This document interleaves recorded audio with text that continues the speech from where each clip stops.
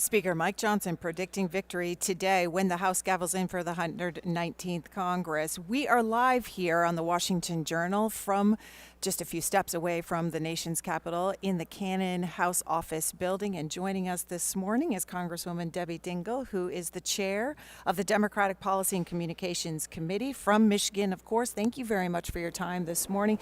Tell our viewers, what is your role of chair of the Democratic Policy and Communications Committee? So, first of all, it's good to be with you and to be with all the viewers this morning. Now, what's an important day? I think the first day of Congress is an important day where we should all be coming together. Congress means coming together. As chair of the DPCC, I'm responsible for trying to coordinate the message, do a better job of delivering our message than maybe we did last year, and also looking at the policy issues that matter and making sure we are hearing what the American people want us to be working on, and then helping to make sure that's happening. Where do you think the party fell short last year? Well, you know, I'm a pretty blunt person.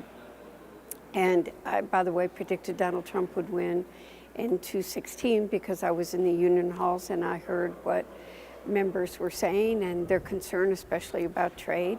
I think, again, I just think it's not one person's responsibility for what happened. I think all Democrats have to do a better job of listening to what people are telling us that they're worried about. I go to Kroger on Sunday mornings. I have a routine. And when I'm in the store, people know I'm going to be there. They come and talk to me about what the price of eggs is what's really, I think, has not still quieted down. How they're worried about their grocery bills, about, people that can't afford to buy a home, the rent's going up. Everyday issues that matter to working men and women across the country. We got to listen and show them how we're addressing those issues. Listen, and do you need to vote? Do you need to vote with Republicans on some issues, and what are those issues? Well, first of all, I am somebody who always works across the aisle. I think a bill is stronger when you can build a bipartisan coalition of people supporting the bill. And I do that from many healthcare issues on telehealth, pharmaceutical. Buddy Carter and I, on pharmacy benefit managers, I say to Buddy, he's comes from a pharmacy or a drug background. I'm like, Buddy, I'm angrier about this than you are. But autos, taking care of the Great Lakes, manufacturing, national security, all these issues where we can work together, we need to be working together. How about on the border? That is the first order of business. Republicans want to deal with what is happening on our nation's border. Will Democrats vote with them? But this is what I'm going to say to you. We need to strengthen our border. We have immigration. We have needed immigration reform in this country for decades. Republican presidents and Democratic presidents have tried to deal with it for decades, but it's hard. It's very hard. And I think what we got to try to do is you can't take the politics out of it. That's what this world is. But we need to make sure those that shouldn't be coming over aren't. We need to, we should not be having criminals. None of us wants criminals in this country. You've heard the whole HB1 debate with Musk about the engineers and others, and there are companies that need that. But what about our farmers and our small business workers? During COVID, I had grown men crying with me that owned 7-Elevens and couldn't find people to work for them. So it's a complicated issue. It's a complicated issue inside each party. We need to work on it. Not going to tell you it's going to be clean and smooth. Yeah. We need to work on it. Where are the red lines for Democrats on immigration and border security? I think it's complicated.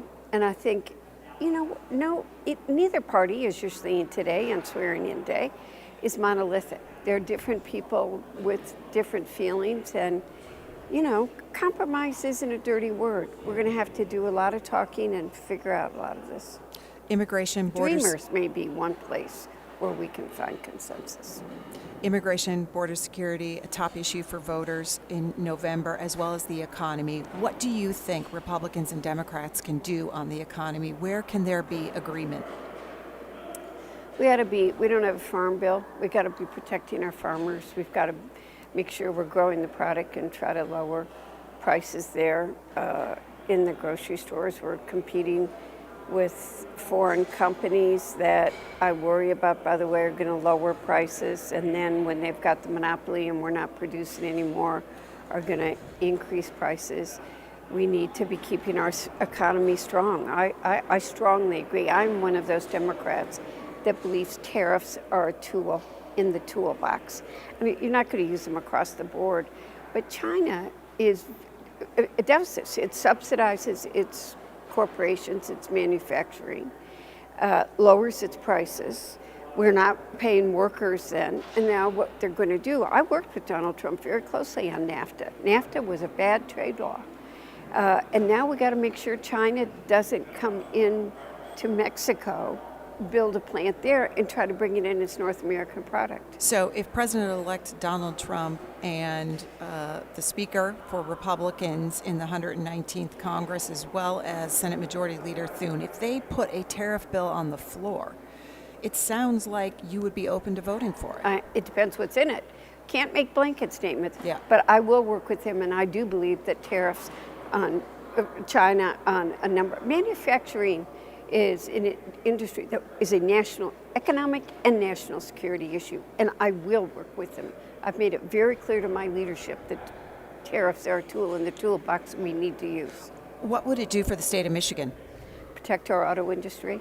You know, today President Biden's expected to make an announcement on the Nissan steel offer, and I strongly do not believe that we should be selling our last major steel company to a foreign manufacturer. These are really complicated issues. We got to work together on them. For the Speaker vote today, when the 119th gavel's in at noon Eastern Time, it's the first order of business. Nothing else can happen until a Speaker is elected. What did your leadership tell you about how it will play out today in the chamber? Our leadership hasn't told us because I don't think anybody totally knows what's going to happen today. I will tell you this. Democrats will be united.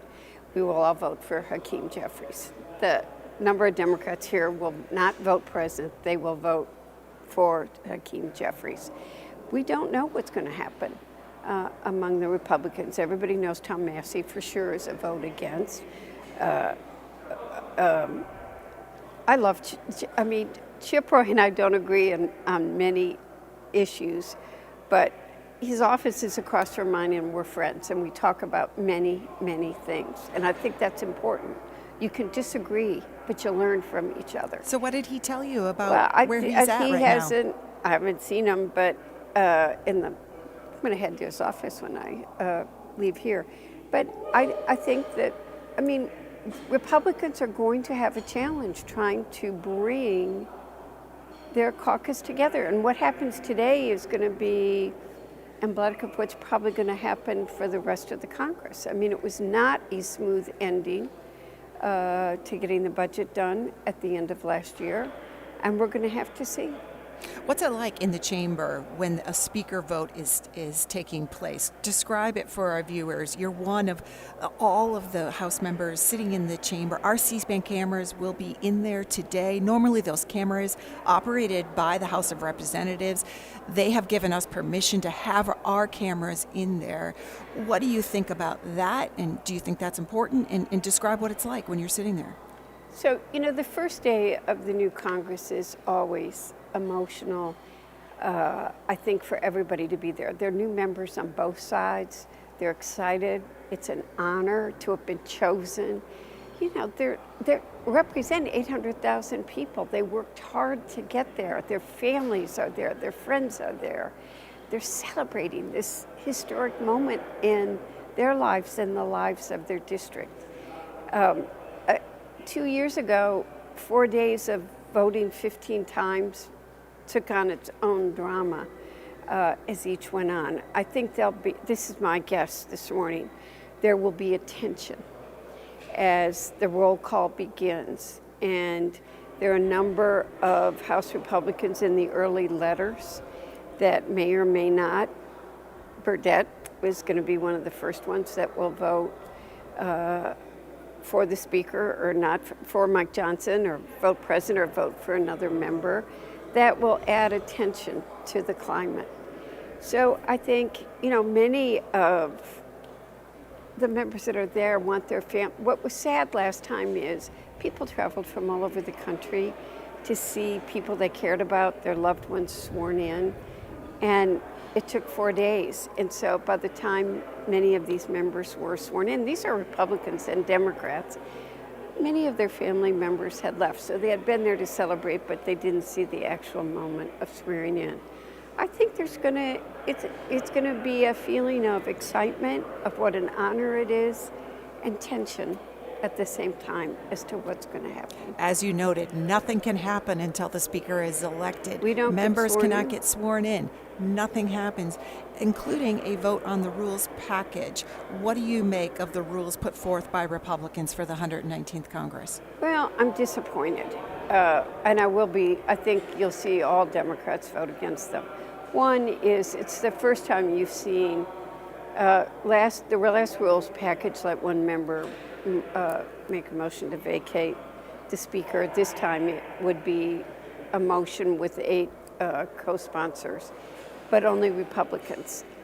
Congress, the speaker is the speaker of all of us. I mean, even though we didn't vote for him, I respect offices, and his role is important. That's a disappointment. I am also, their priorities, the first 12 bills that are going to be expedited, don't do for me what I want to see, which is how we're going to lower the price of eggs, or how are we going to take care of housing issues, how are we going to address a lot of health care, lower prescription drug problems.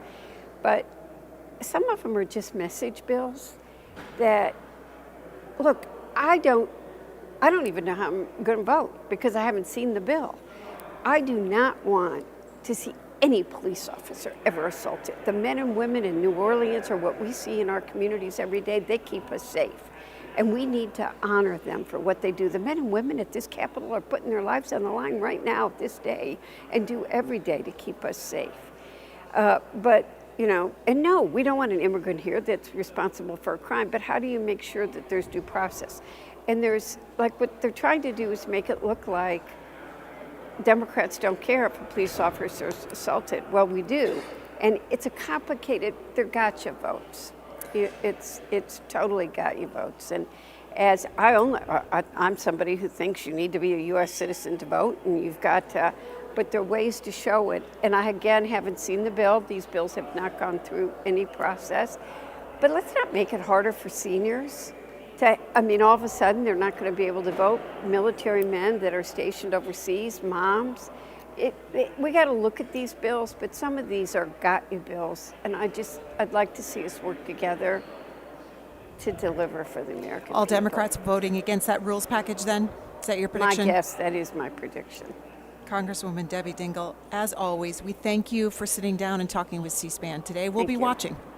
It's good to be with you, and we'll see what comes. That's right. We'll see if you'll be on the floor for a day or 4 days. That's right. Thank you very much.